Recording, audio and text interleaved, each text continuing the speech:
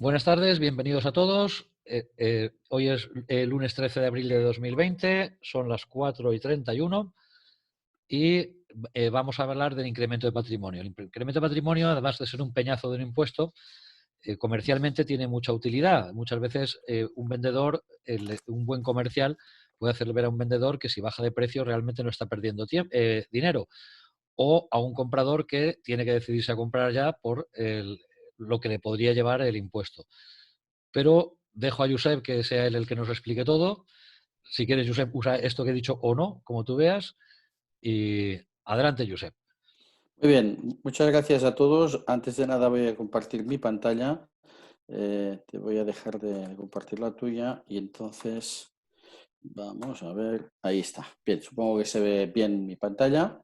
Un poco al hilo de lo que comentaba Jerónimo, al que le doy las gracias por darme la oportunidad de estar aquí con vosotros. Efectivamente, el impuesto de incremento patrimonial, cuando se sabe utilizar, pues puede servir para ayudar a realizar ventas. Lo que pasa es que bien, esto tenéis que aprender un poco el mecanismo. No hay que ser perezoso a la hora de calcularlo, porque además con API Virtual lo calculas en unos 35 o 40 segundos. Y por tanto, haciendo varios escenarios, pues te puede ayudar mucho. Bien, vamos a darle caña a eso. ¿Qué impuestos se pagan o qué impuestos paga un propietario cuando vende su propiedad? ¿Mm? Pues va a pagar dos impuestos, uno es de plusvalía municipal y otro el impuesto de incremento patrimonial. Ambos se aplican tanto a personas físicas como a personas jurídicas. Lo que ocurre que en el caso de las personas jurídicas, o sea, ambos me refería al impuesto de plusvalía municipal e impuesto de incremento patrimonial, pero para el caso del impuesto de incremento patrimonial tiene una manera de calcularse de forma distinta según sea una persona física o según sea una persona jurídica. En cuanto a una persona física, lo veremos hoy y sobre todo al final, bueno, veremos varios ejemplos, pero sobre todo al final vamos a hacer 3 demos para que veáis cómo funciona. Y en cuanto a las personas jurídicas, pues no se utiliza la herramienta de API virtual ni ninguna, sino que el beneficio que se obtiene por el rendimiento por la venta de una propiedad, pues se suma o resta, según si hay beneficio o pérdida, al resto de ingresos de la sociedad y el importe a pagar será según el resultado del ejercicio fiscal y punto. Aquí no hay más cosa que esta. Por tanto, si en alguna ocasión pues viene alguien diciendo yo tengo esa propiedad y pertenece a una sociedad, olvidaros de calcularlo porque esto mejor que lo calcule, aunque a mí no me guste, pero que lo calcule un asesor fiscal. ¿Por qué no me gusta que lo calcule un asesor fiscal? Porque cuando yo cojo un cliente y lo mando a un asesor fiscal, yo corro el riesgo de perder este cliente y que él sea el asesor fiscal quien se me quede el cliente, con el que además hay un vínculo de más relación y por tanto le hará siempre mucho más caso a un asesor fiscal que a mí. En cambio, las personas físicas, que felizmente ahora, desde que no hay las sociedades patrimoniales, pues la inmensa mayoría de bienes inmuebles que nosotros trabajamos pertenecen a personas físicas, pues aquí lo podemos calcular en el momento e incluso con más fiabilidad que un asesor fiscal. ¿Por qué? Pues porque el asesor fiscal lo calcula con el antiguo, bueno, el programa padre, que ahora no sé cómo se llama, no lo recuerdo, da igual, pero al final es lo mismo. Lo que ocurre que te lo calcula siempre sobre la declaración de renta del año anterior. Y si ha habido cambios de coeficientes o de normativa, pues te calcula sobre el año anterior. En cambio, nosotros lo calculamos desde el 1 de enero ya con de cada año, 1 de enero de cada año, con los coeficientes que corresponden al año en vigor. Bien,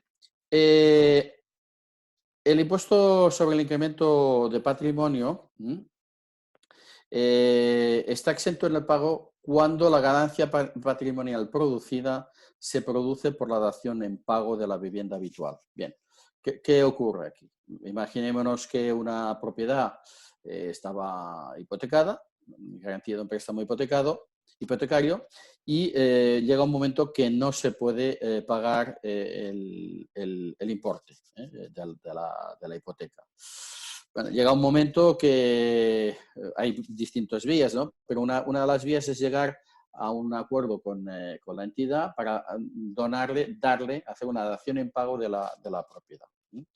Cuando se hace esa dación en pago de la propiedad, siempre y cuando no tuviera otros bienes con los que hacer el pago, pues cuando se hace esa dación en pago, pues está exento del pago de un impuesto de incremento patrimonial. Además, este impuesto se crea en realidad en el año 1983 durante la legislatura de Felipe González, habiendo sufrido varios cambios. Uno de los cambios bueno, algunas cosas han permanecido, otras no. Por ejemplo, de lo que os voy a hablar ha permanecido. Pues el primer punto son los coeficientes de abatimiento. Bueno, ha habido un cambio realmente. El primer punto son los coeficientes de abatimiento que se aplican en los casos en que el bien inmueble se hubiera adquirido con anterioridad al 31 de diciembre de 1996 y siempre aplicando 2 años de carencia. Es decir, supongamos que yo adquirí una propiedad en el año 1985. Desde el año 1985 al año 1996 han pasado 11 años más probablemente un pico, porque yo lo compré, por ejemplo, el día 12 de enero del 85 y antes del 31 de diciembre del 96 han pasado 11 años más un pico de un año, por tanto 12 años. Bien, a esas propiedades se les aplica un coeficiente de abatimiento que corresponde a la reducción anual de un 11,11% anual, ¿vale? Entonces, como que habían pasado 12 años, si no he contado mal, menos, siempre se le aplican 2 años de carencia, por tanto 12 menos 10 sería 10, y 10 multiplicado por 11,11 serían 111,10. O sea, el beneficio sería cero, porque tendría una reducción superior al 100%, ¿no? Entonces, esto es importante. Repito, siempre se calculan el número de años menos 2 de carencia hasta el 31 de diciembre del 96. Bien, esto continúa vigente en parte, excepto para que actualmente, antes era de por vida, si yo compraba en el 85 y vendía en el año 20, este año, pues tenía esa reducción y por tanto ya no pagaba impuesto. Pero esto se modificó. Actualmente solo se aplican sobre los primeros 400.000 euros de beneficio que se obtengan por todas las ventas realizadas desde el 1 de enero del 2015. Entonces, si por ejemplo en el año 2016 yo vendí una propiedad por 300.000 euros y ahora vendo otra por 400.000 euros, 300 más 400 son 700.000 y de esos 700.000 solo se me tendrían en cuenta los primeros 400.000. Por los últimos 300.000 no tendría abatimiento, ¿de acuerdo? Bien, esto, o sea, no os preocupéis porque igual esto es muy técnico, todo lo que voy a hablar hoy, pero no os preocupéis. De lo que se trata es que adquiráis un cierto conocimiento, que toméis notas, a pesar de que a través de Jerónimo se os mandará ese PDF que tenéis en pantalla para tener vuestros apuntes, pero lo importante es que tengáis conceptos y conceptos claros. No hace falta que lo sepáis calcular porque os aseguro que calcularlo manualmente tiene su miga, tiene su qué, y veréis por qué al final de todas las revisiones que hay. Y al final, si queréis calcularlo, y permitidme lo que diga así, tenéis una herramienta que es API Virtual que os lo permite calcular en muy pocos segundos. O sea que no hay preguntas, no hay problemas. Bien. Vamos a seguir. Algo que no ha cambiado en el impuesto sobre el incremento patrimonial son los gastos de adquisición que se consideran parte de un coste. Vamos a ver aquí un ejemplo. Voy a hacerlo un poquitín más grande y así lo veis algo mejor. Bien, supongamos un precio de adquisición de 60.000 euros. Los gastos de compra serían, por ejemplo, notaría. Estos son hipotéticos, no tienen por qué ser estos, pero para que tengáis el concepto. Notaría 400, registro 300, ITP calculado al 8%, 4.800 euros. El total de gastos son 5.500 euros. Sumado a los 60.000 de adquisición, pues 60 más 5.500 son 65.500. Este sería el total de la adquisición. Vamos a por otro. Otra cosa que no ha cambiado son que los gastos del coste, o sea, los gastos de enajenación se consideran también parte del coste de enajenación. O sea que no hay, esto se mantiene de la misma forma. Me parece que hay una más.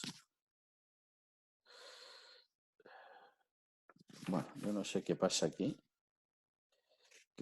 Perdóname, pero es que yo tenía... vale. Bien.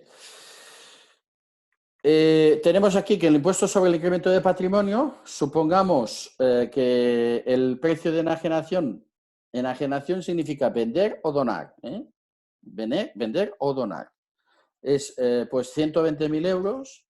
Los honorarios de agencia inmobiliaria, IVA incluido, son 7.260 euros. Puedes calcular como gasto la plusvalía municipal, son un ejemplo, 1.400 euros, y puedes incluir también los gastos de cancelación registral de la hipoteca. La registral, no la monetaria, la registral. Notario y registro no son más de 500 euros, aunque luego vengan estos tíos de las gestorías y te cuantifiquen una provisión de fondos de 2.000 y 2.500 y hasta de 3.000 euros, como he visto. No, mirad, el coste de una cancelación de una hipoteca, el notario siempre cobra lo mismo y el registro siempre cobra lo mismo, independientemente del importe o de la cuantía del préstamo hipotecario. Esto antes sí que se tenía en cuenta, ahora no. Por tanto, tenemos aquí que el coste de enajenación, el precio de enajenación menos los costes, serían de 110.840 euros. Una cosa muy importante, todas estas personas que tenéis dificultades en mantener que vosotros vais a hacer una factura IVA incluido de vuestros honorarios, y fijaros que resalto honorarios, yo no hablo de comisión, honorarios, pues es precisamente aquí en ese punto, en ese impuesto. Si alguien nos dice, no, mira, yo lo siento, pero yo no te voy a pagar ninguna factura con IVA. Pero, muy bien, pues vas a tener un coste menos para justificar y, por tanto, vas a pagar más impuesto de incremento patrimonial. Y se quedan a 4 velas. Porque, y es verdad, es que es así. Como veréis después, es así. O sea, el IVA es un 21%, ¿vale? Bueno, pues luego veréis en un momento cómo realmente ellos tienen un ahorro porque recuperan ese coste al justificarlo en el impuesto de incremento patrimonial. Lógicamente tiene que tener vuestra factura con IVA. No se os ocurra dar una factura de, por ejemplo, para hacerlo fácil, 10.000 euros y de honorarios y el IVA lo deducís. O sea que en vez de tener 10.000 euros, que serían vuestros honorarios reales, lo voy a calcular, 10.000 dividido por 1,21, en vez de tener unos honorarios de 10.000, pues bueno, pues ¿sabes qué? Voy a hacer una factura de 8.264 euros y le voy a añadir el 21%, y tú, que tenías derecho a cobrar unos 10.000 euros de honorarios porque así lo habías pactado, resulta que por no saber manejar esta cuestión, pierdes esos casi 800 euros de dinero que son tuyos y que ese tío no te ha querido pagar y que tú no has sido capaz de poderlo acreditar de alguna manera. Bien, continuemos. Momentos que me han tocado las hojas, me las han girado todas. Yo siempre sigo un guión, ahí lo tengo. Vale. Vamos a seguir. Bien, otro tema que no ha cambiado es que cuando no ha transcurrido un año desde la fecha de adquisición, el importe del beneficio obtenido se suma directamente a todos sus ingresos en su declaración de renta. Vamos a ver. Yo compré esa propiedad, pongamos, el 15 de septiembre del 2019 y hoy día 20 la vendo. No ha pasado un año. Tengo un beneficio fiscal de, vamos a soltar la gorda, de 50.000 euros. Beneficio fiscal de 50.000 euros. Esos 50.000 euros no pagas como está establecido en el impuesto de incremento patrimonial. No, estos 50.000 lo suman a tus ingresos de salarios, rendimientos del capital, rendimientos inmobiliarios, porque tienes alquileres, etcétera, etcétera, y lo que resulte te van a cascar, que siempre será mucho más. Por tanto, es muy importante que si falta un tiempo, aunque sea medio año, aunque sean 11 meses y 29 días, que le aconsejéis o le sugiréis o informéis al propietario que es mejor esperar que se cumpla un año y un día a firmar la escritura. Si él lo quiere asumir de otra manera, pues que lo asuma, no pasa nada. Pero lo que tenéis que tener claro es que vosotros tenéis que informar de este tema. Es muy importante informar de estos temas. Bien. No, si llevo un lío de papeles, alguien me ha tocado los papeles y desde luego estoy súper desordenado. Pero bueno, no pasa nada, ya vamos siguiendo. Bien, lo que no ha cambiado en absoluto tampoco es la forma de liquidar el impuesto cuando el vendedor sea un no residente. En este caso, el comprador tiene que retener una cantidad que tiene que liquidar al fisco en el plazo de 30 días y el vendedor tiene el plazo de 4 meses desde la fecha de la escritura para efectuar la declaración. Pero esto ya ampliaremos, dentro de un momento ampliaremos esta información. Bien. Otro tema que no ha cambiado son los tipos. Perdón, esto sí que ha cambiado. Los tipos que se retienen. Digamos que cuando se firma una escritura con un no residente, cuando lo creó el gobierno de Felipe González, pues estableció un 10% de retención en el momento de la firma de la escritura. Entonces, el comprador tenía que retener el 10% del precio y él liquidar ese 10% a Hacienda. Esto en el primer gobierno de José María Aznar cambió y del 10% pasó al 5%, y con el gobierno de José Luis Rodríguez pasó del 5 al 3%. O sea que ha habido unos cambios notables en cuanto a esto, porque de un 10 a un 3%, fijaros que es muy, muy importante. Bien, por ejemplo, supongamos que el precio de venta fue de 120.000 euros. Se le retiene un 3% en concepto de retención, que son 3.600 euros, y en el plazo de 30 días debe liquidar el importe al fisco utilizando el modelo 211, que con el impuesto de renta de no residentes, ¿vale? Y pues esto lo tiene que hacer el comprador, ¿de acuerdo? Y luego ya el vendedor, pues 4 meses más tarde, desde la fecha de escritura, pues tiene que efectuar la liquidación definitiva al fisco utilizando el modelo 210 del impuesto de renta de no residente. Y aquí pueden producirse dos hechos, o bien que el resultado sea a pagar una cantidad adicional, o bien que le corresponda devolución de parte de la cantidad retenida con el 3% de la venta. Pueden ser las dos cosas. Que nadie sugiera o aconseje, si se encuentra con un no residente vendedor, que si no es suficiente con el 3%, le diga, no, tú vete, no pasa nada. No, tú vete, no pasa nada, no. Porque la Hacienda española tiene convenios con las haciendas de prácticamente todos los países, sobre todo de los del mercado de la Comunidad Económica Europea, y les llega el requerimiento vía la hacienda de su país para que paguen con sus recargos. Y cuidado, en ese momento la hacienda de su país, que quizás no tenía información de que este propietario tuviera algo por aquí, lo cazan y lo machacan, ¿no?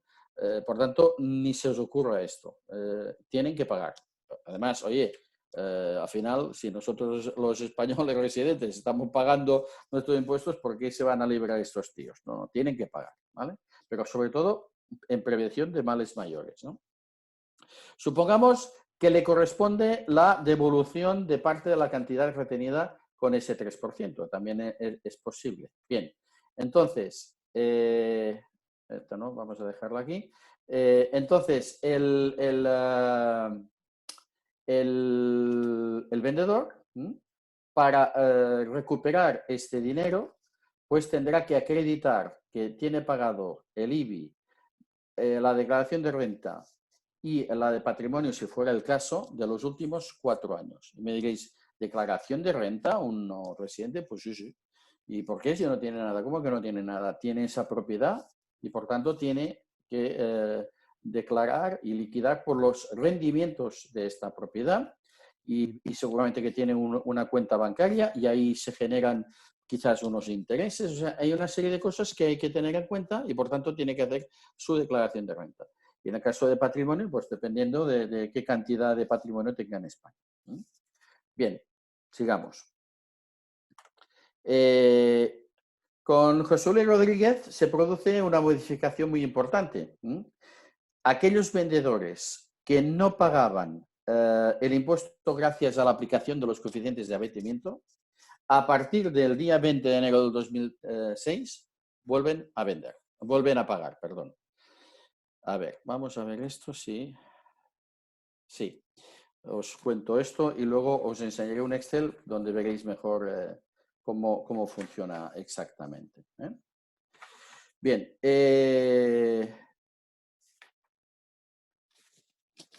os aseguro que no sé quién, alguno de mis hijos me ha tocado los papeles y tengo un lío de papeles que no me aclaro, pero bueno, es igual, no, ya voy saliendo adelante.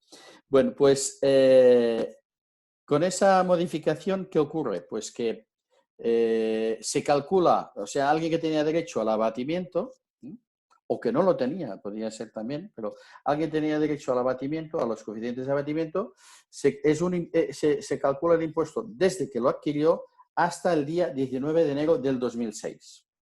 Y luego se calcula el impuesto desde el 20 de enero del 2006 hasta el día de la venta. Que sepáis que este es un impuesto que se paga por cada día que va pasando. O sea, hoy día 13 de abril, perdón, hoy día 13 de abril, pagaré algo menos que el día 13 de julio, por ejemplo.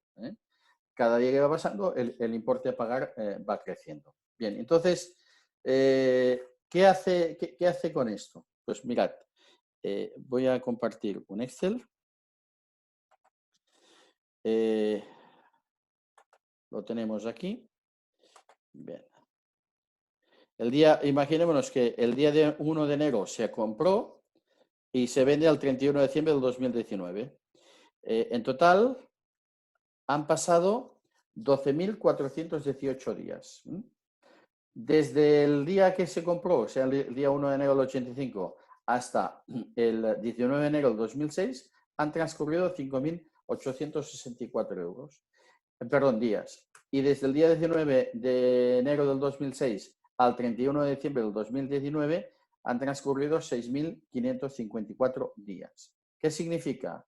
Pues que por los 5.864 días iniciales pagará 0, pero en cambio pagará un impuesto por la parte que corresponda por los 6.554 días restantes desde el día 20 de enero del 2016. ¿Vale?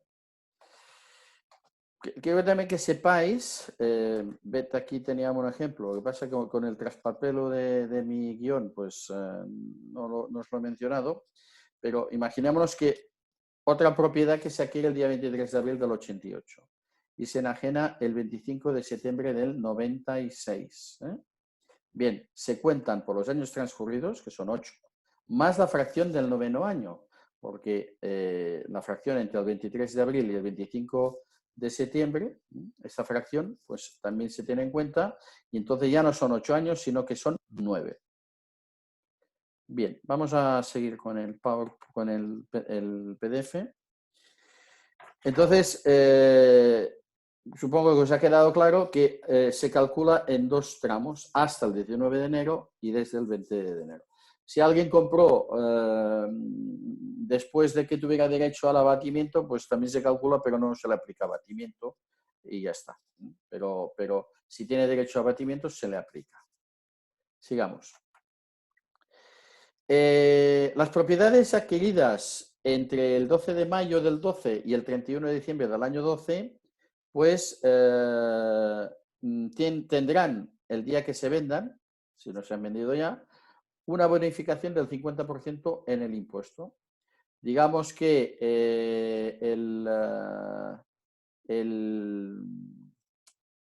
por ejemplo, que tuviera un beneficio fiscal de 10.000 euros, pues se le aplicaría sobre los 5.000.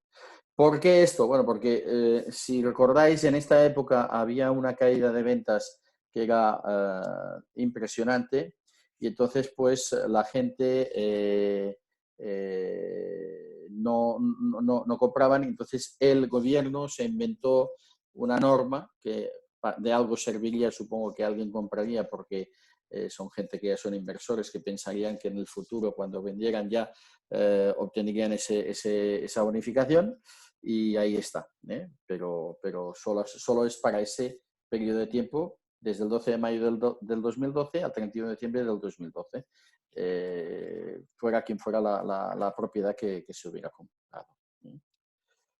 Bien, también se han modificado los tipos que se aplican. A lo largo del tiempo pues han ido cambiando. Los primeros 6.000 euros de beneficio se le aplica un tipo del 19%. A los de 6.001 a 50.000 euros de beneficio se le aplica el 21%. Y a partir de 50.001 euros se le aplica un tipo del 23%. Bien, ahí tiene sentido. Recordáis que al principio os decía que tenéis un argumento muy fuerte para justificar vuestra factura con IVA incluido. Pues, bueno, si no tuviera IVA no sería factura. Pero ahí tenéis el argumento. Fijaros, la inmensa mayoría de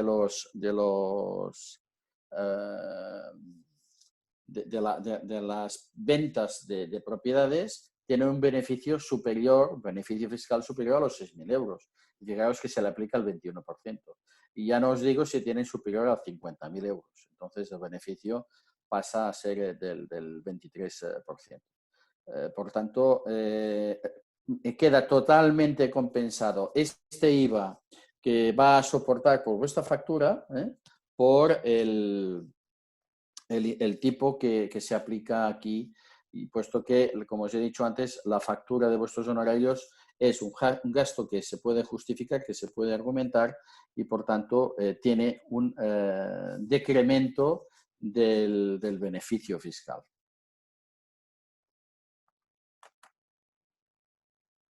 También con Mariano Rajoy. Una cosa importante que se me había olvidado sobre esto. Estos tramos del 19, el 21 y el 23% se aplican siempre sobre los residentes en España. Cuando se trata de un no residente, se le aplica el 19%. Pero no sufráis con el no residente porque nunca os va a discutir lo de la factura. Seguramente que casi nunca os lo va a discutir. Pero recordad eso, que no es el escalado 19, 21, 23, sino que solo el 19 para los no residentes. En cambio, para nosotros los residentes se aplica este escalado que os he mencionado. Bien. También con Mariano Rajoy se modificó el impuesto de incremento patrimonial en cuanto a que a los mayores de 65 años pueden quedar exentos del pago del impuesto cuando la enajenación del bien inmueble sea cualquiera que no constituya la residencia habitual. O sea, vendo una segunda residencia, vendo un local, vendo... No, básicamente, no, perdóname, siempre que no sea la residencia habitual, sea lo que sea, aunque sea un local o un terreno, un solar, un trastero, lo que sea. Entonces, puede quedar exento si reinvierte hasta 240.000 euros por la venta en una renta vitalicia. Pero cuidado que esto es un poco trampa, porque, claro, esto está bloqueado, es un dinero que está bloqueado, no sé la rentabilidad que puede dar, pero el día que lo rescatan, cataclac. Esto es para aquellos casos de gente que ya es muy mayor, que prefiere dejar dinero y no dejar propiedades, donde lo tiene una renta vitalicia y en el momento que fallece, pues heredan dinero y ya se han liberado de este impuesto de incremento patrimonial o del rescate de una renta vitalicia. Entonces, de ahí viene el nombre de vitalicia durante el tiempo que viva la persona. Y fijaros siempre que hay un tope máximo de 240.000 euros. Otra innovación que introdujo Mariano Rajoy es que están exentas aquellas personas con dependencia severa o gran dependencia. Bueno, esto es difícil de encontrar, pero bueno, porque puede pasar, pues hay personas que tienen, bueno, que han heredado bienes inmuebles y son grandes dependientes, ¿no? Y pues que sus padres pues han querido protegerlo dejándole una propiedad donde vivir, etcétera, etcétera.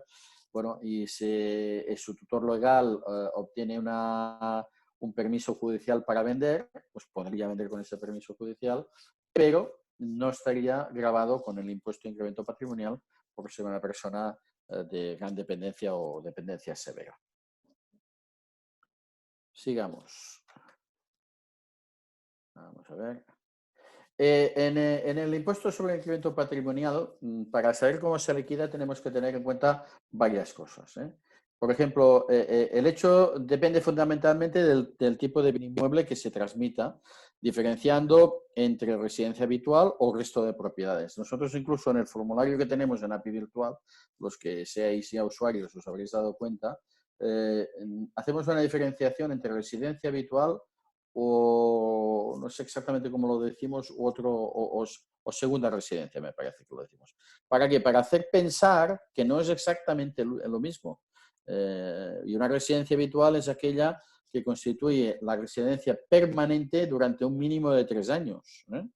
Entonces, esto es un requisito fundamental para que se considere residencia habitual. Pues el resto, pues tiene un tratamiento distinto si es una residencia habitual o si es el resto de propiedades, sea una segunda residencia, sea una nave, sea un local, sea una oficina, un despacho, etc. Otro tema a tener en cuenta es si el vendedor es residente o no residente en España. Vamos a ver, definamos qué es un residente en España. Es aquel que permanece más de 183 días en el país durante un año natural. No necesariamente uno detrás de otro esos días, pueden ser alternos, pero son 183 días. Y además, puede ser una cosa u otra, el núcleo principal o la base de sus actividades o intereses económicos lo tienen en España. Con eso de los 183 días, os habréis leído algunas veces noticias de aquellas tan divertidas en las que el Borja Thyssen pues lo pillan, o la Sánchez Vicario también la pillan, porque decían que vivían en Andorra y había alguien del Ministerio de Hacienda que los estaba vigilando permanentemente a ver dónde estaban. Y entonces, cuando lo tuvieron contrastado, que venir para acá, que vais a liquidar impuestos como residentes y no como no residentes. Bien, ¿cómo se acredita que uno es residente porque ha residido más de 183 días en un año? Pues puede ser complicado porque, claro, necesitas que alguien te lo acredite o que alguien testifique, sí, este señor ha permanecido aquí durante esos 183 días, pero no tiene carta de residencia, que debería tenerla, pero bueno, Nosotros básicamente creo que lo que debemos hacer es ver si tiene una carta de residencia o no tiene carta de residencia. Y si no tiene carta de residencia, en principio considerarlo que es un no residente, aunque le podéis preguntar cuánto tiempo ha estado permaneciendo en el país. Bien, y otra cosa que hay que tener muy en cuenta es la edad. La edad de las personas, si ha cumplido los 65 años o no los ha cumplido, ¿no? Porque veréis dentro de un rato que, bueno, ya inmediatamente, que el tratamiento fiscal es completamente distinto según la edad que tenga. Y cuando hablo de edad, no preguntéis la edad, porque todos somos muy cucos y muy castizos y te preguntan, ¿qué edad tienes? Y sobre todo hay gente que le gusta esconderse la edad y dice, no, yo tengo 60 años. No, a mí no me sirve, o 64. No, a mí no me sirve que tengas 60. Dígame la edad de nacimiento, la fecha de nacimiento. Porque con la fecha de nacimiento lo puedo saber bien. Si me engaña, lógicamente no. Pero bien, esta es una pregunta que yo siempre digo que es un tanto incómoda de hacer, ¿no? Yo siempre doy el mismo ejemplo. Si veo que entra alguien por la oficina que tiene claramente menos de 65 años, pues yo no le digo nada y en el formulario de API virtual, pues como que veo que tiene menos de 65 años, pongo cualquier fecha de nacimiento, como por ejemplo el 1 de enero del 2000, da igual, porque no sale el documento a la fecha, lo que sí sale es un texto completamente distinto. Si veo que tiene claramente más de 65 años, tampoco se lo pregunto. Le pongo el 1 de enero de 1900 y me quedo más ancho que un 8. No pasa nada, no aparece esta fecha en el documento, pero el texto del documento es distinto. Ahora bien, y este es el ejemplo que siempre doy, si os entra por la puerta Carmen Lomana, que no sabemos si tiene 40, 50, 60, 70, 80 o 200 años, pues tenéis que preguntar. Si tenéis dudas, tenéis que preguntarlo siempre. Yo sé que ahora Carmen Lomana tiene más de 65 años, porque un día tuve la curiosidad, me metí en internet y averigué su edad, ¿no? Pero este tipo de cosas las tenéis que tener claras. No preguntéis la edad que tiene, preguntad siempre la fecha de nacimiento para no tener ninguna duda. Bien, vamos a ver distintos supuestos que tenemos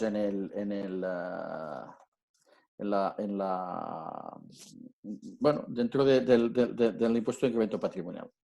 Un primer caso, es mayor de 65 años, reside en España y vende su vivienda habitual. Entonces, en este caso, el vendedor estará exento del pago del impuesto de incremento patrimonial.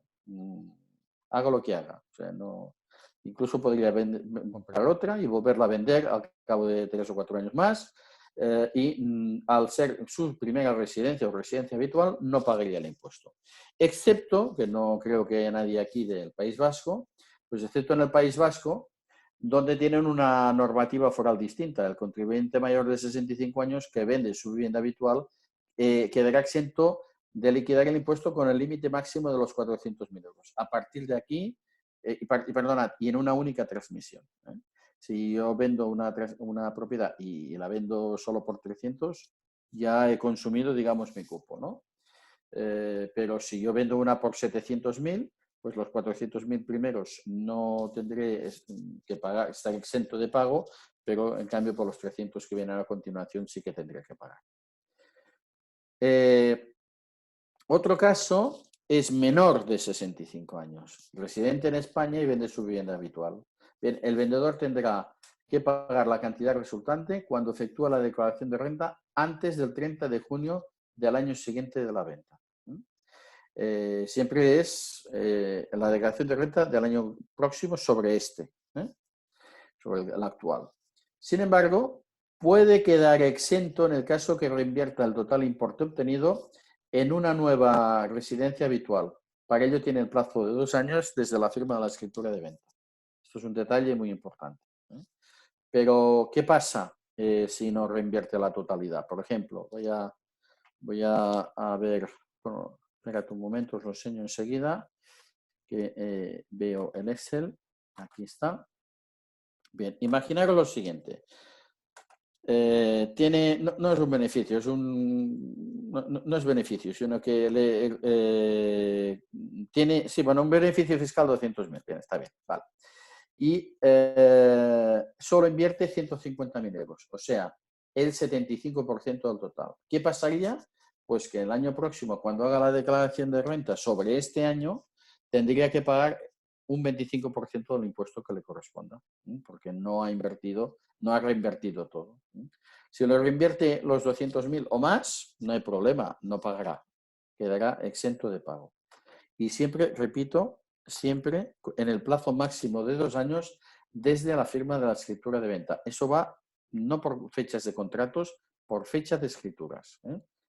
Como sabéis, un contrato puede, como no hay el reconocimiento de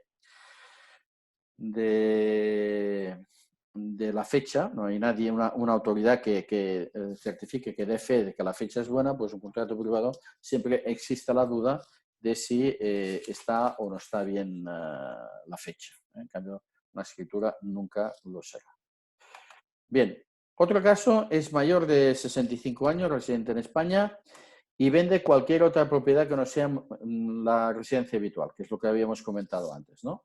Podrá reinvertir un máximo de 240.000 euros en rentas vitalicias y, por tanto, quedará exento del pago de impuesto de incremento patrimonial por lo que le corresponda a esta cantidad. Esto deberá hacerlo en el plazo máximo de 6 meses desde la fecha de la firma de escritura. O sea, tienen un plazo para reinvertir que es de 6 meses, no más. Otro caso. El vendedor es menor de 65 años, reside en España y vende cualquier otra propiedad que no sea la residencia habitual.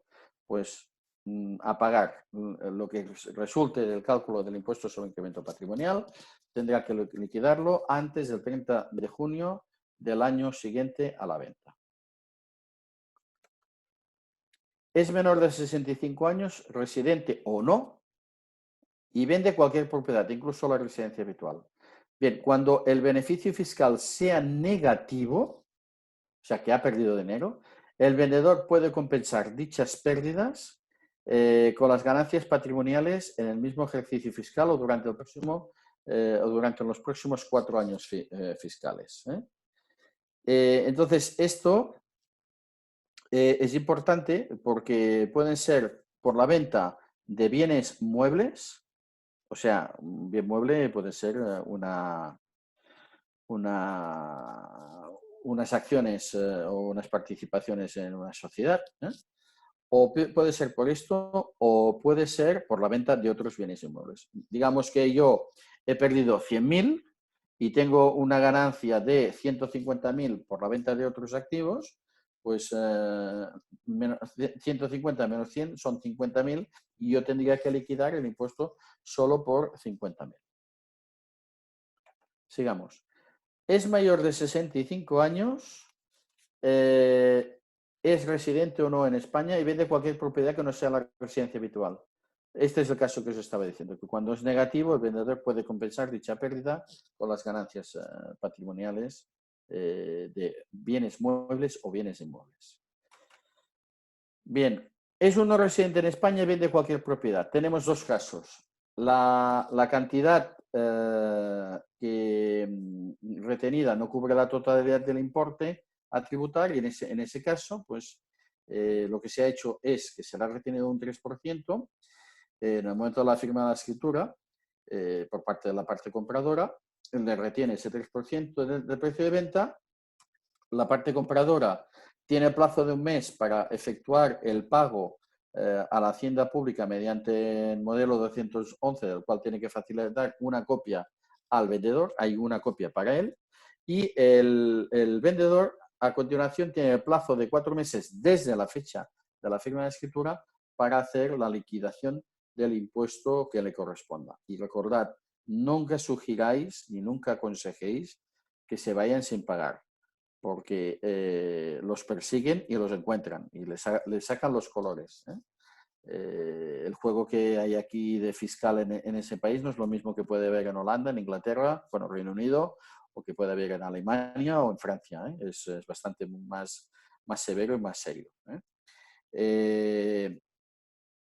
La otra opción es que la cantidad retenida es más alta que la totalidad del importe. Bueno, pues como es exactamente lo mismo, se le ha retenido el 3% por parte de la parte compradora, con lo cual, pues la parte vendedora tendrá el plazo de 4 meses desde la firma de la escritura de compraventa para presentar el modelo 210 al Tesoro. Bien, al Tesoro Público.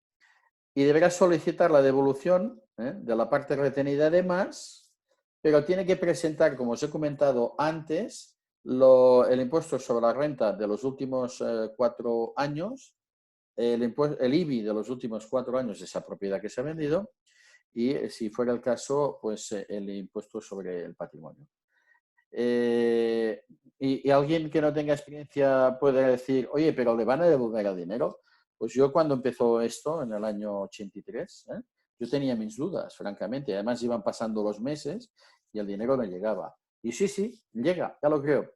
Lo que pasa es que esas devoluciones no están incluidas en el presupuesto general del Estado del año que estamos y lo incluyen en el del año siguiente. Pero ya a partir de enero o febrero del año siguiente lo están devolviendo las cantidades que corresponden sin ningún problema. Puede llegar a pasar que el valor declarado en escritura, Hacienda no esté de acuerdo y diga que es más. Podría pasar. Y entonces aquí ya entramos en una dinámica distinta. Esto a mí personalmente me ocurrió en una ocasión y la verdad es que no hubo nada a hacer porque Hacienda, ya sabéis vosotros que es muy complicado. Y además el cliente era un británico, se llamaba Mr. Berryman, me acuerdo perfectamente, y el pobre pues se quedó sin el dinero y le dije, bueno, si queréis, si quiere usted podemos hacer un seguimiento, presentar un recurso y tal, y dicen, déjalo. Bueno, pues lo dejamos. Tampoco era mucho dinero, pero realmente puede ocurrir. Bien. ¿Por qué, cuándo y cómo calcular el impuesto sobre el incremento de patrimonio? Bueno, pues os voy a decir algo que seguramente alguno de vosotros ya me ha oído, ¿no? El Centro de Investigaciones Sociológicas ha efectuado un estudio que determina que el 95% de la población española valora muchísimo que se le asesore a la hora de comprar o vender cualquier producto o servicio. Y esto que voy a explicar es lo que seguramente habéis escuchado. Imaginaos que os vais a comprar una lavadora en el Carrefour de Zaraiche y allí hay 25 o 30 lavadoras, os las miráis todas, unas de 300 euros y otras de 3.000 euros, casi todas blancas, alguna de color gris y alguna de color rojo. Y bueno, ¿ya qué hago? Porque no tengo ni idea de lo que tengo que comprar aquí. Porque una vale 300 y otro vale 3.000. Aparece un comercial de una persona que trabaja en el departamento y os hacen lo que deberíais hacer siempre vosotros en cualquier situación con un cliente nuevo. Una entrevista de cualificación. La entrevista de cualificación consistiría en averiguar cuántas personas hay en casa, si se cambia la ropa diariamente, si hay niños que mojan la cama, si hay señores mayores que mojan la cama, si alguien va cada día al gimnasio y hay que lavar la ropa, etcétera, etcétera, etcétera. Y entonces al final os dirá, mire, usted necesita o bien esta de aquí que son 400 euros, o esta de aquí que son 800, o esta de aquí que son 2.200. Escoja la que quiera, las tres hacen exactamente lo mismo. Esta de 400 es marca blanca, la de 800 es una marca poco reconocida, la de 2.200 es una marca que suena más. Le harán exactamente lo mismo, el mismo trabajo, usted decide. Entonces, nosotros, dependiendo de nuestras historias personales, pues decidiremos una u otra. Si a mí me da igual la marca, seguramente que irá a la de 400 y si me hace lo mismo, ¿para qué necesito yo que se llame nabos o coles? Pero si yo soy una de esas personas que me gusta ir con mis amigos y digo, oye, tengo una lavadora, la marca tal, y presumiendo de la lavadora, que para mí es una estupidez, pero para otros no, pues va a comprar la de 2.200. Pero él y yo haremos exactamente lo mismo con la lavadora. ¿Qué habré recibido yo de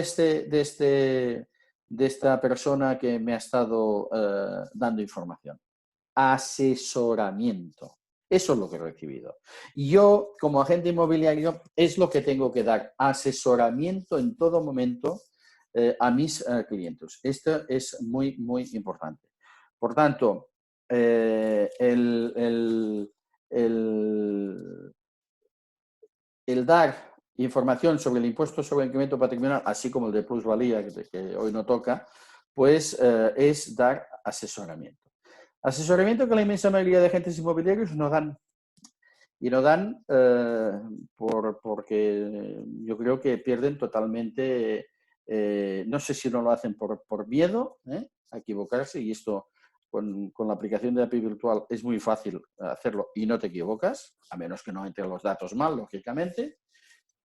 Pero el que no lo hace por desidia o lo que sea, pierde unas oportunidades de oro.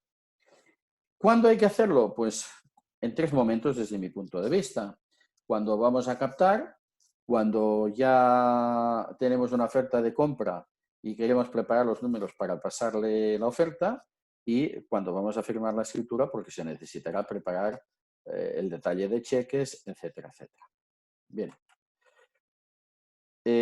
Cuando intentamos captar una propiedad, que es el momento inicial, ¿por qué? Pues porque quizás no sabía que tenía que pagar este impuesto o no sabía el importe a pagar, que lo conocía y no sabía el importe a pagar. Esto es muy típico, que hay muchos agentes inmobiliarios que cuando van a captar una propiedad, ellos pretenden diferenciarse del resto, somos los que más vendemos, nosotros somos muy buenos, y frases de este tipo, las que queráis y más. Que si lo analizáis bien, son frases que no tienen no se sostienen por ningún lado. Porque, vamos a ver, yo no quiero quizás estar con el que vende más. Yo lo que quiero es que vendan mi propiedad, no la de los demás, me da igual. Por tanto, y eso de que somos muy buenos, ¿y qué es que presumes? ¿Que los demás no son buenos? Igual son tan buenos como tú o más. Por tanto, estos argumentos son muy peregrinos y no tienen mucho fuste. En cambio, ¿por qué? Porque no son contrastables, básicamente, y no aportan ningún valor añadido al propietario. Esto sencillamente no sirven absolutamente para nada esos comentarios. En cambio, cuando le calculamos el impuesto y le facilitamos la información, estamos comunicándole algo que es de su interés, que le está tocando su bolsillo, es muy importante para él. Y como decía yo antes, quizás no sabía que tenía que pagar, o si lo sabía, no sabía la cantidad a pagar, el importe a pagar. Además, en el momento de la captación, también es el momento de hablarle de todos los gastos que tendrá por la venta. Nuestros honorarios más IVA, la plusvalía municipal, el incremento patrimonial, la cancelación registral de la hipoteca, si es que la tiene, el certificado de eficiencia energética, en determinadas zonas de España la cédula de habitabilidad, etcétera, etcétera, etcétera, ¿no? Toda una serie de gastos pues, que tendrá que asumir. Y todo esto, continúo diciendo, que lo que hace es que el propietario recibe todavía más asesoramiento, algo muy importante, reforzamos nuestra imagen profesional y desde el principio tiene toda la información económica que necesita saber. O sea que esta persona ya tiene el cuadro de, mira, voy a vender por 200.000, menos esto, menos esto, menos esto, menos esto, pues al final me quedan 123.500 aproximadamente, a espera de que se concrete la oferta de 200.000. Y diga, pues oye, mira, no sé si me interesa, vamos a esperar, no vendo. O sí, me interesa y lo tengo claro. Para aquellos que dicen, mira, a veces ya has perdido un cliente porque ha sido tan claro y tan transparente que ha desistido de vender. Pues sí, prefiero perder al cliente ahora que no dentro de unos meses cuando le pase la oferta y me diga, no, mira, olvídate porque yo no tenía ni idea de todo esto, estuve hablando con fulano de tal, con quien sea, y me ha dicho que voy a tener todos esos gastos. Y he decidido que no vendo. Coño, pues si esto lo hubiera sabido el primer día, pues me ahorraba de hacer el papanata y me ahorraba un montón de dinero y de tiempo. Esto es lo que me he ahorrado. ¿De quién es culpa? ¿Del cliente o mía? Pues mía. Yo como agente inmobiliario tenía que haberle asesorado y ya está. Sencillamente es así. Bien, pues también cuando tenemos una oferta de compra. ¿Por qué? Porque el propietario necesita disponer de toda la información para aceptar la oferta que le estamos pasando, lógicamente. Entonces, un momento que estaba con una cosa.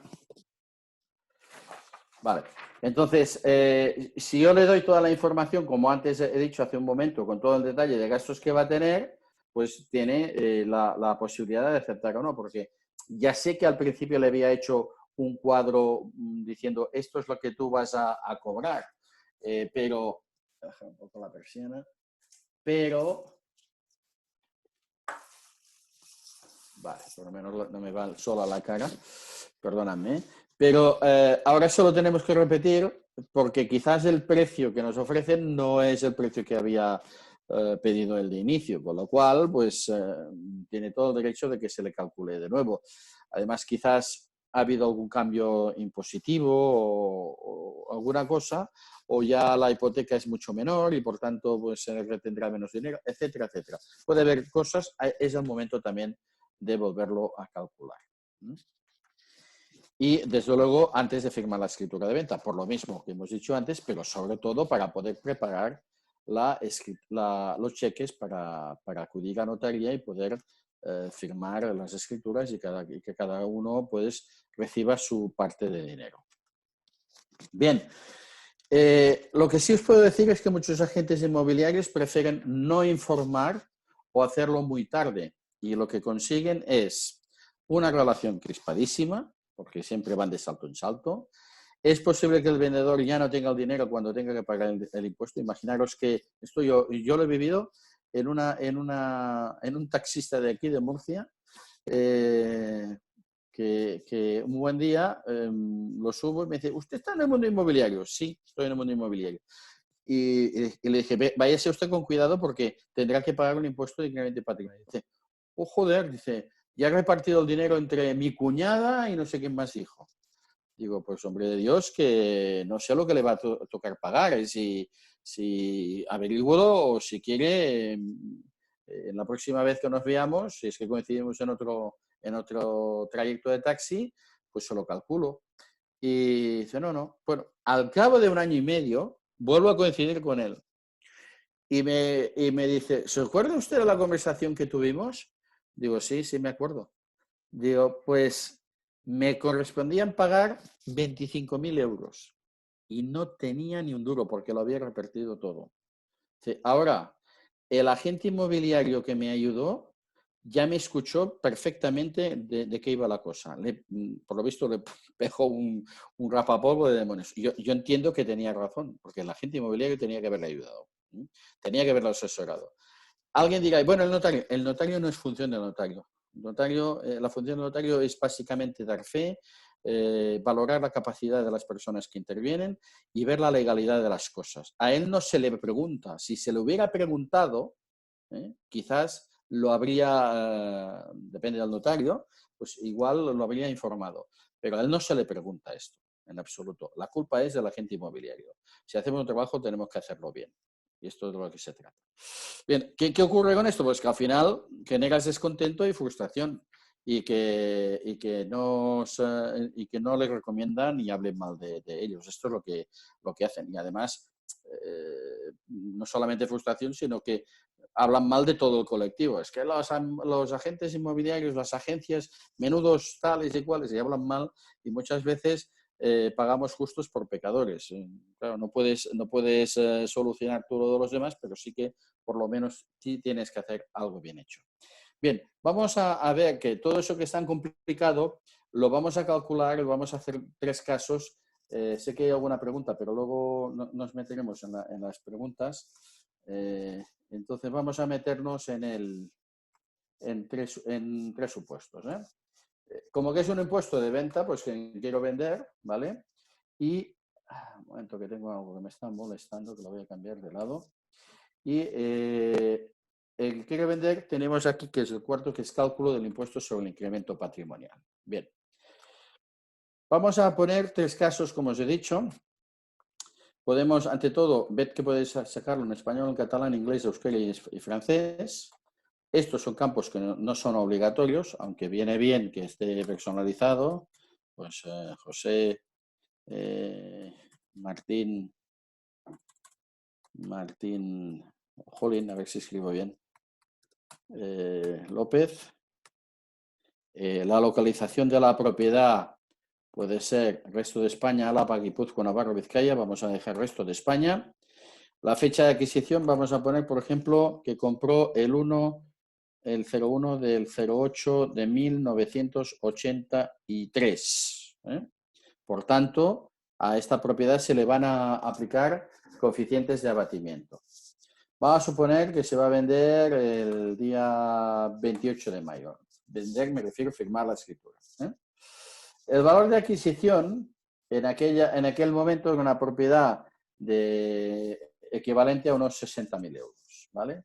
Yo no tengo los gastos de adquisición porque no los han guardado, pues lo puedo dejar en blanco. O puedo, como veis, se abre un aviso al lado que puedo aplicar el 10% entre impuestos, notario, registro y tal. Para la época era un poco alto, pero bueno, vamos a ponerlo, da igual. El precio de enajenación, repito, es donación o venta. Vamos a suponer que ahora se vende por 150.000 euros.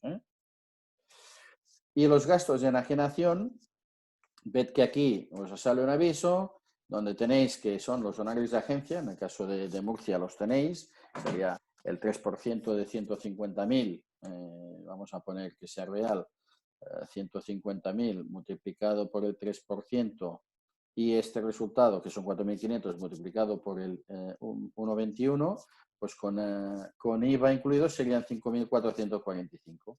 Supongamos que la plusvalía sea de 2.350, ¿vale? Y no hay ninguna hipoteca, por tanto no hay cancelación, pues estos son 7.795 euros. La situación del vendedor puede ser, vamos a poner que es residente, y fijaros que nos pregunta si se han vendido propiedades antes del 1 de enero del 2015. Perdón, después. Entonces, yo le digo que no, pero si le hubiera dicho que sí, me preguntaría por qué importe. ¿Por qué? Porque sumaría a los 150.000 que hemos dicho ahora, sumaría los otros. Si no pasa de 400.000, no pasa nada. Voy a dejar en no pasa nada. Los datos de la propiedad, bueno, para poner algo que sea por aquí, pues no sé, calle de Constitución, está aquí en Murcia, perfecto. Y fijaros lo que os decía, pregunta si es primera, si es segunda residencia o cualquier otro tipo de propiedad. Vamos a poner que es primera residencia. La fecha de nacimiento, yo veo claramente que esta persona tiene menos de 65 años, pues le pongo, por ejemplo, 12 del 10 del 2000. Y no pasa nada, no lo pregunto. Puedo cargar con mi logo, si es que lo tengo, que yo aquí no tengo más que el de API virtual. Voy a bajar el de API virtual. Además, se lo puedo mandar por correo electrónico directamente al cliente si queréis. Acepto y enviar. Fijaros que explicando el documento he tardado un poco más, lógicamente, pero no mucho más. Bien, ya lo tengo abierto. Ya podéis ver que el título, que es residente en España, primera residencia, menor de 65 años. ¿Vale? Bien, el titular de la propiedad, José Martín, la dirección de la propiedad, fecha de compra, fecha de venta, 60.000 de adquisición más 6.000 de gastos, 66.000, total valor actualizado 66.000. Antes, es que eso no lo he comentado, antes se aplicaban coeficientes de actualización, pero desde el 2015 dejaron de aplicarse. El precio de venta han sido 150.000 y los gastos de venta 7.795, que son la suma de nuestra factura de honorarios más la plusvalía municipal, Por tanto, el precio de venta menos gastos, 142.000, y el beneficio fiscal son 76.205. El impuesto a pagar, 6.118.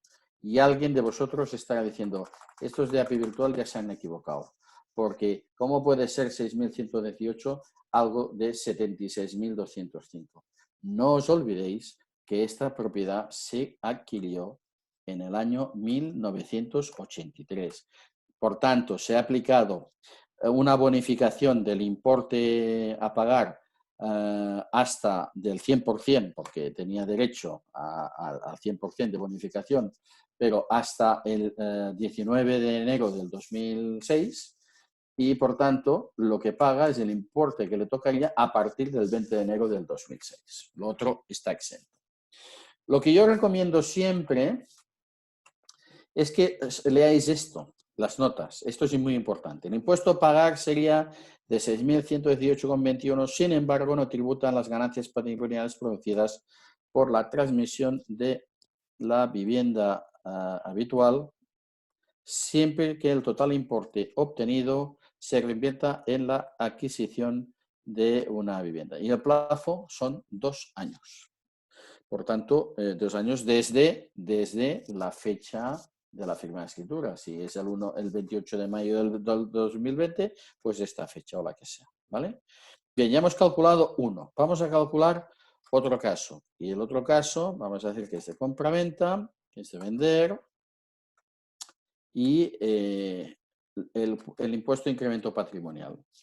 Este lo vamos a hacer, por ejemplo, no hace falta que pongamos datos personales, decimos que es del resto de España, la fecha de adquisición, vamos a decir que lo compró el 02 del 02 del 2000, por ejemplo, y que la venta se produce mañana, 14, ¿vale?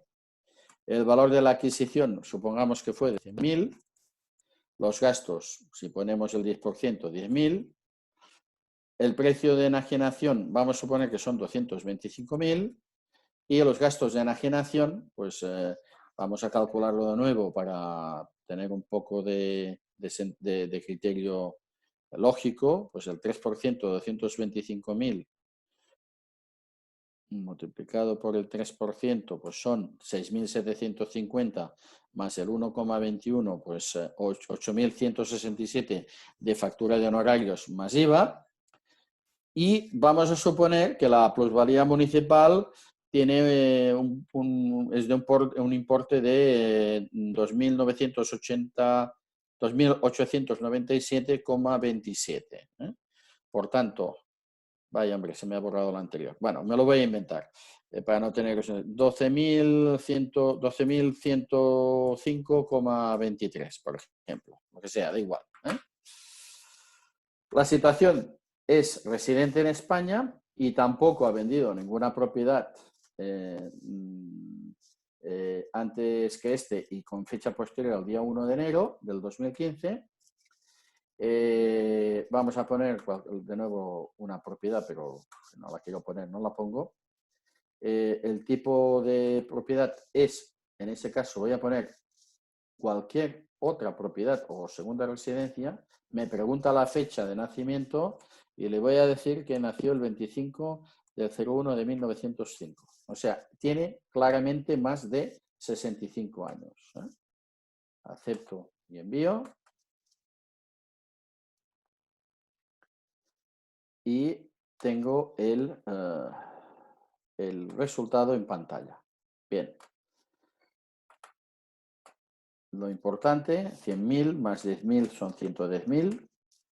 Y el valor de venta, 225.000, menos los gastos por la venta, factura de nuestros honorarios más IVA y la plusvalía municipal, y por tanto el precio de venta menos gastos son 212.000. Y el beneficio fiscal, que serían los 212.000 menos los 110.000, son 102.894. Con lo cual paga por los primeros 6.000 euros el 6%, el 19%. Por los 6.001 a 50.000 euros paga el 21%. Y lo que sobrepasa los 50.000 euros paga el 23%. Total a pagar 22.545. ¿Qué dice ahí? Este impuesto deberá pagarlo a la Hacienda Pública coincidiendo con la declaración de renta a las personas físicas del ejercicio que ha venido a la propiedad. Y podrá excluirse cuando se ponga de manifiesto con ocasión de transmisión de elementos patrimoniales por contribuyentes mayores de 65 años, siempre que el importe total obtenido por la transmisión se destine en el plazo de 6 meses a constituir una renta vitalicia asegurada a su favor en condiciones que reglamentariamente se determinen. Y la cantidad máxima, 240.000 euros. ¿Qué pasa si no lo hace? Si no reinvierte esos máximo 240.000 euros, que ni siquiera tiene ese dinero, pues que el año próximo tendría que liquidar 22.545 euros. Y vamos a hacer un último caso que sea de un no residente para que veáis 3 ejemplos distintos. Le doy a quiero vender. Le calculo la plusvalía, el impuesto de incremento patrimonial, perdón. Le pongo cualquier fecha, me da igual. Del resto de España, el 02 de 02 del 2012. Que lo vende hoy. El valor de adquisición, vamos a poner 100.000. Los gastos, los que sean, 6.000, da igual. El precio de enajenación, 199.000, por ejemplo, y tiene 11.466 euros de gastos. Es un no residente y no ha vendido nada después de, con fecha posterior al día 1 de enero del 2015. Aquí ya no me pregunta la edad, ya me puedo ir directamente. Si quiero puedo poner la propiedad para tenerla aquí, pero ya no me la pregunta. Y le doy a aceptar y a enviar. Ya tengo el documento. Y en este caso, pues lo importante es que tendría que pagar 15.491 euros, pero en la nota de abajo le dice que el comprador deberá retener el 3% del precio de venta, o sea, 5.970 en el momento de la firma de escritura. Y luego tendrá 4 meses para liquidar el importe que corresponda. Por tanto, siempre es importante leer todas esas notas, porque de lo contrario podríamos tener algún disgusto. Bueno, voy a dejar de compartir. Vamos a ver las preguntas que hay. Hay varios chats aquí que voy a intentar responder. A ver. Vamos a ver. De contestable a todos los panelistas. ¿Ha dicho beneficio ahora valor de venta? No, es siempre valor, es que no sé exactamente el contexto, pero coge valor de venta, ¿eh? Coge valor de venta. No se ve bien. Bueno. Duda, a ver, Conchi Escribano. La venta de vivienda habitual en menos de 65 años está sujeta al impuesto de incremento patrimonial. Y en caso de que la vivienda valga más de 240.000 euros en habitual mayor de 60, no hay problema. Tú puedes vender una propiedad por 20 millones de euros y tener 66 años, ser tu residencia habitual y no pagarás ningún impuesto por la venta de residencia habitual. Vale. Si os van surgiendo problemas, vale. Cuando se considera un vendedor con gran dependencia, la gran dependencia o la dependencia severa es un tema judicial y médico. Tiene que acreditarlo de alguna manera. Ni tú ni yo podemos decir este es gran dependiente o no. De todas formas, cuando ves a la persona y ves que la persona ya no, que depende de un tercero, pues empieza a mal pensar. Entonces, normalmente habrá quien firmará en nombre de esta persona, y entonces lo ideal es preguntar a esta persona cuál es el grado de dependencia. A ver, más preguntas. ¿Se puede reinvertir antes de vender? Sí. Buena pregunta, porque esto no lo había yo tenido en cuenta. Y Monevada. Efectivamente, tú puedes, no me he acordado de comentarlo, tú ya estás previendo que vas a vender la propiedad porque no sé, porque la casa te ha quedado pequeña, ¿no? Y entonces la pones en venta, pero todavía no se ha vendido y mientras tanto ya adquieres una nueva residencia habitual. En este caso, la nueva residencia habitual, aunque tengas el dinero, tienes que financiarla. Y cuando vendas la que ya tenías, con el importe de la primera, cancelar todo lo que puedas del préstamo, de la financiación que has obtenido, de la hipoteca que has obtenido por la segunda que has adquirido. Si lo haces así, estás exento de pagar el impuesto. Si no lo haces así, tendrías que pagar el impuesto. Bien. Bien en ganancia. Uno tiene más dinero, el otro no, ¿cómo tributa? Es que dice bien en gananciales. Ah, bien en gananciales, vale.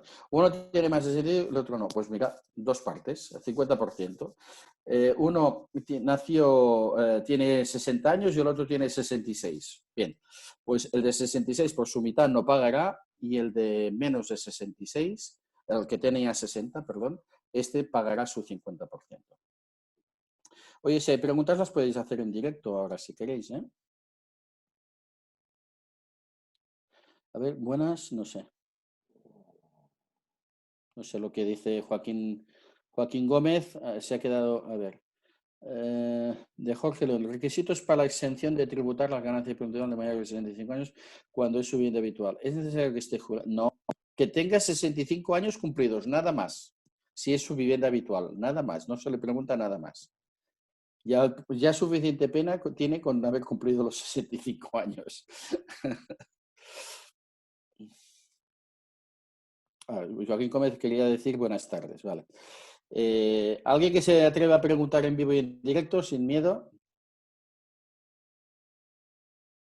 ¿Hay alguien aquí? Es que no sé si estáis, ¿eh? Voy a ver. Bueno, veo que hay 58 participantes. ¿Ninguno de vosotros se pregunta? ¿Todo lo tenéis claro? Bueno, pues José María Cánovas, venga. Pregunta en vivo y en directo, por favor.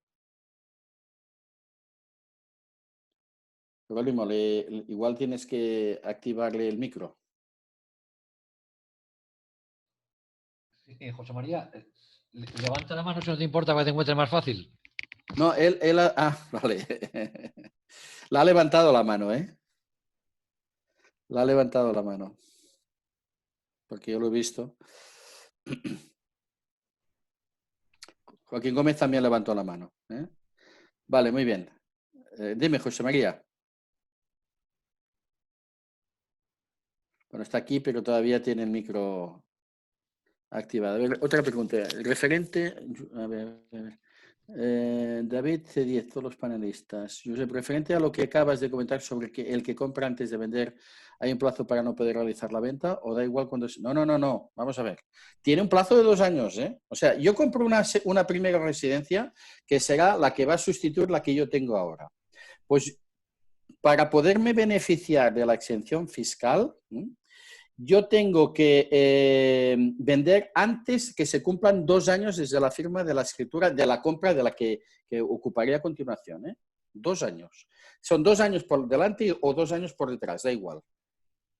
A ver, el valor que se pone en la adquisición y de venta siempre será el precio de escritura. Efectivamente, no vale otro. El valor de cada una escritura, ningún otro más. De ahí viene una cosa muy importante, Jorge León, y es que cuando se hacen aceptaciones de herencia, pues siempre se ve la obsesión de no pagar impuestos, tantos impuestos de aceptación de herencia. Bien. Pero aquí a veces hay un motivo oculto y el motivo oculto es que esta gente quieren a continuación vender esa propiedad, porque cada uno de los padres, ellos, cada uno de los herederos tienen su propia vivienda y no quieren esta vivienda.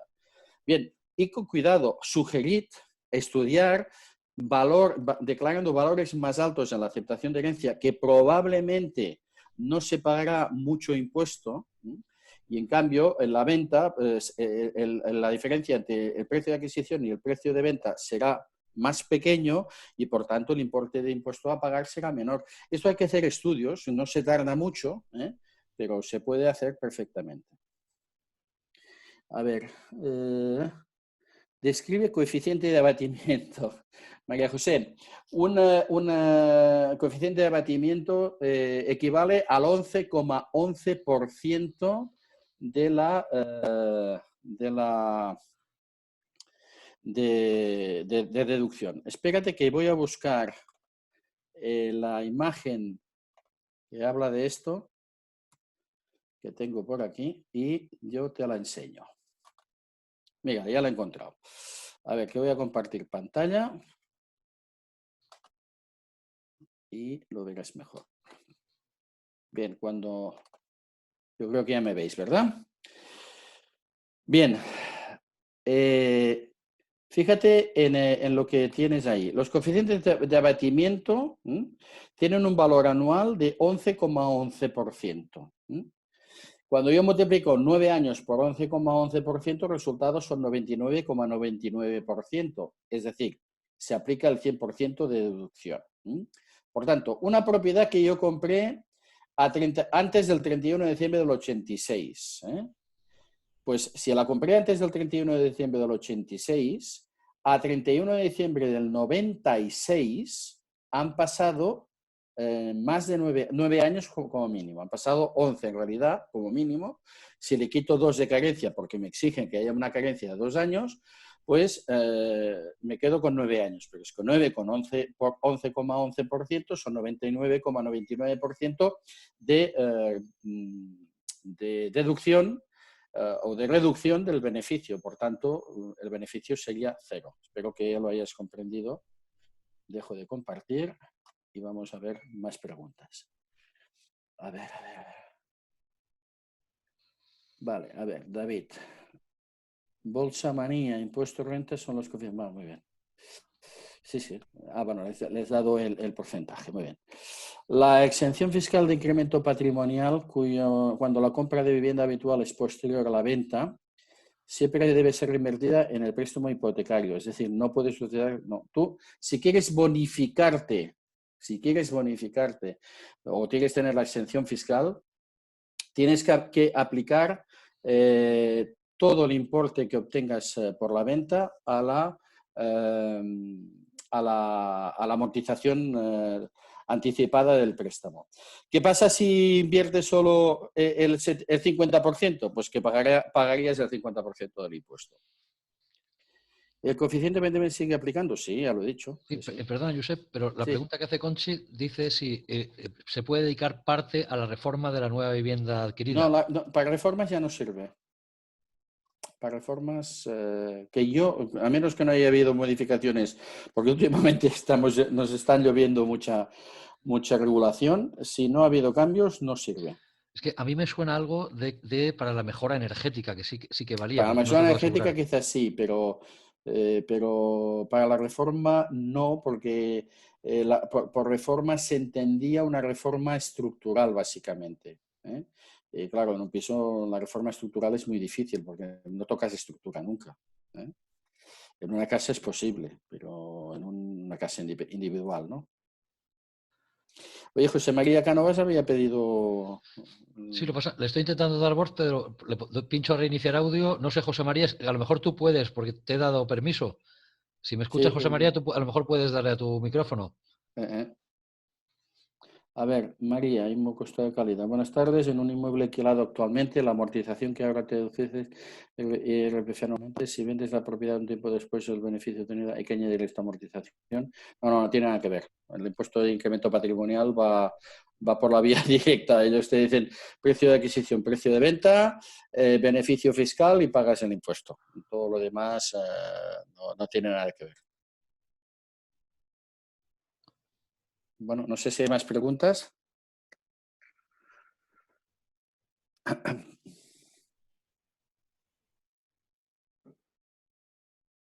Joaquín Gómez levantó la mano. Le permito hablar, Joaquín. Venga. Joaquín. A ver, otra pregunta. Duda. Por ejemplo, la casa... Sí, mira, perdona, Josep, está Joaquín. Pues pregúntame, hola, Joaquín, y luego contesto a Luis. Buenas tardes. Una cosa que no me ha quedado clara. A la hora de vender vendo una vivienda, correcto para comprarme otra y tengo 2 años para poder deducirme todo eso. Todo lo que Reinvertir, sí. para invertir, correcto. Si no invierto durante los 2 primeros años y resulta que al año siguiente tengo que hacer la declaración de la renta y declarar ese incremento de patrimonio mío, ¿cómo hago para...? No, si tú tienes previsto reinvertir ese importe en la declaración de renta que vayas a hacer el año que viene sobre tienes que informar de que tienes que has hecho esa venta, pero que pospones el pago porque vas a hacer una reinversión de este importe. Vale, y si no, pues yo cuando llegue el momento y no he invertido, pues ya me tocará pagar. Cataclac. Correcto, porque esa era la duda que tenía. Muchísimas gracias. Nada, a ti por preguntar. A ver, Luis Reta, no sé, es que veo yo una cosa corta. Por ejemplo, la casa se compró en gananciales del 70, fallece un cónyuge en el 2018 y el cónyuge se queda con la mitad por sus gananciales y los hijos la otra mitad por herencia. Se toman distintas fechas y distintos valores de adquisición para calcular la ganancia patrimonial para que el cónyuge y otra para los hijos. Efectivamente, Luis, vamos a ver. Supongamos, se adquiere por 100.000, para hacer números más sencillos. Se adquiere por 100.000, por tanto 50.000 a cada uno, y se adquiere en el año 70. Bien. En el año 2018 fallece uno de ellos, normalmente el marido, no sé por qué este misterio, pero casi siempre así. Con lo cual, los hijos heredan la mitad del padre. Vale.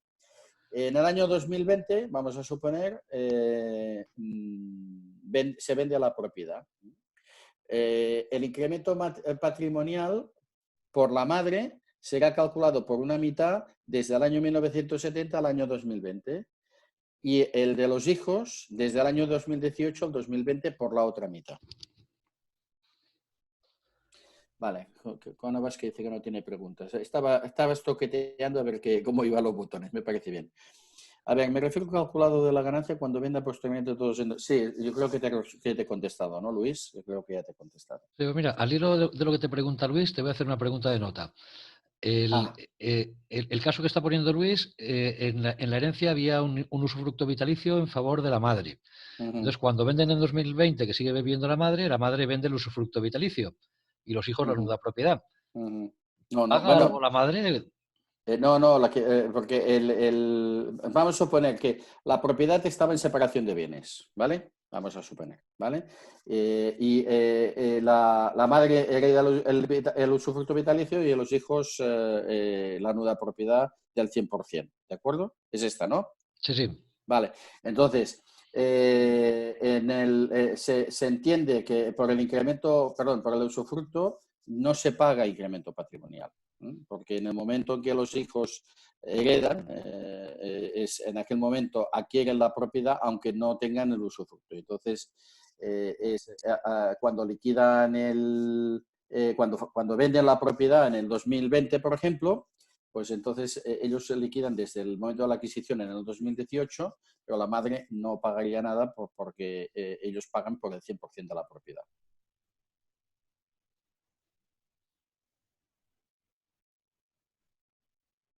¿Más preguntas?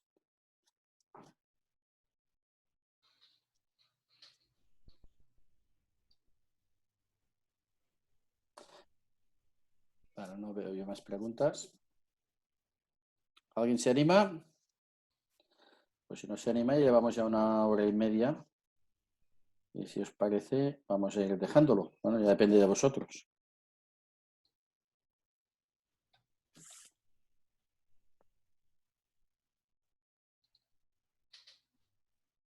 Jerónimo, ¿te parece, pues, que despidamos el acto? Pues muchísimas gracias. Espera. Ah, no, gracias. Okay. Cuando se dona una vivienda a los hijos, también, sí. Fijaros que enajenar significa donar o vender. Y por tanto, si dona, tiene incremento de patrimonio. Y Natividad que da las gracias. Bien, pues si no hay más preguntas, ¿lo vas despidiendo, Jerónimo? Pues nada, Josep, muchísimas gracias por haber venido, por habernos alumbrado con esto. Creo que todos habéis visto lo fácil que es sacar todo esto con el API virtual. A mano es una locura, para mí es una herramienta estupenda. Hay que hacer algo de publicidad al ponente, ¿verdad, Josep? Hombre, se agradece. Pero es que además tienes toda la razón, porque es que calcular esto a mano, yo te lo puedo calcular, porque yo sé cómo calcularlo, porque este impuesto lo he vivido yo desde el primer día que nació.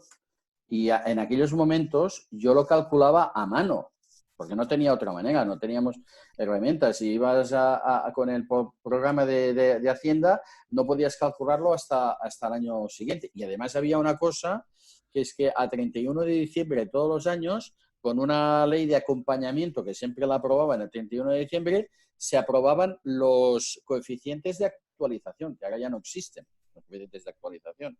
Entonces, bien, en aquel momento ya no podías calcularlo con la aplicación de Hacienda del año anterior porque no te daba, no era lo que tocaba. Entonces, yo lo calculaba a mano con una hoja de Excel y bueno, muy trabajada de toda la historia. Pero tenía su miga porque tenías que calcular los días que habían transcurrido desde la fecha de compra hasta la fecha de venta, los días. Y esto, bueno, estamos hablando de épocas en que las herramientas tipo Excel y todas esas cosas poco funcionaban, ¿eh? No había grandes... a los más jóvenes os parecerá que eso es imposible. Pues no, es una realidad. En aquella época no había maneras de que esto... funcionara, ¿no? Entonces, bien, el hecho es que es mucho más sencillo utilizando la aplicación, porque ya te digo, con 40, 45, 35 segundos, depende de la rapidez que tú tengas en el teclado, pues lo tienes. Además, con una ventaja muy importante, ¿eh? Que eso lo puedes calcular con tu tablet o con tu móvil en casa del cliente y es una herramienta muy poderosa para captar una propiedad, porque te estás diferenciando totalmente. Dice, coño, este tío está aquí calculándome algo que si tengo que ir a hacer cola a Hacienda o tengo que irme al gestor o al asesor fiscal, no sé cuánto va a tardar en calculármelo. Y esto ya me lo ha calculado. A nivel usuario, una cosa que os recomiendo a todos es que antes de usar esta herramienta entréis en la parte de plusvalía, porque fijaos que uno de los gastos que tienes que tener en cuenta es la plusvalía, o sea que el orden sería entro en plusvalía, entro en gastos de compraventa y luego entro en incremento de patrimonio para poder poner datos más afinados. Efectivamente, así es, sí. Mira, te comparto la pantalla, si se deja. Aquí, ¿vale?